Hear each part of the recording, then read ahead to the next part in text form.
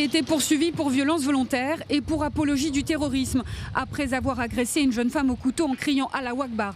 Cet après-midi, le jeune homme interpellé samedi au commissariat Malartic a été mis en examen et écroué pour violence aggravée, mais pas pour apologie du terrorisme.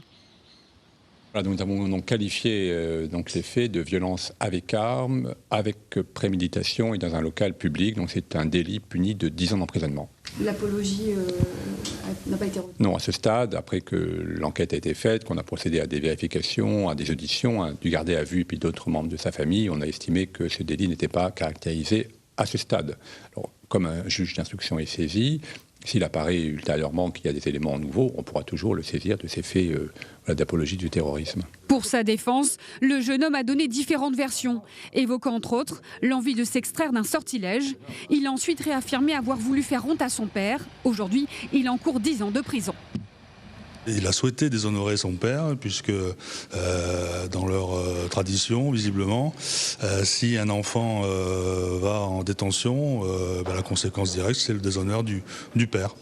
Voilà, c'est le motif, c'est le seul motif d'ailleurs qu'il invoque pour l'instant. On sait tous, vous savez comme moi, qu'il suffit de prononcer ces paroles aujourd'hui en public pour avoir maille à partir avec la justice. Voilà, il suffit de les prononcer, qui plus est avec un couteau à la main, et on est certain, quasiment certain, d'aller en détention. Voilà, c'est simplement ce qu'il souhaitait. Il a réussi.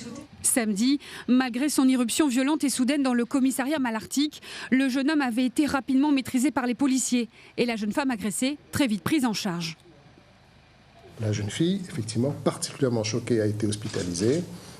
Il a été prescrit par son médecin 10 jours d'ITT. Elle a été entendue une première fois en soirée, mais dans un état encore de choc important, de même que les policiers immédiatement intervenants qui ont eu là des attitudes éminemment professionnelles que nous saluons. Et je remercie Monsieur le procureur dès samedi d'avoir adressé ses félicitations, ainsi que Monsieur le préfet, avec qui, à l'instant même, nous étions au commissariat pour rencontrer ces personnels qui ont agi ce samedi dernier. Samedi déjà, ces mêmes policiers avaient été salués par Christophe Castaner, le ministre de l'Intérieur, via Twitter, pour leur grand professionnalisme.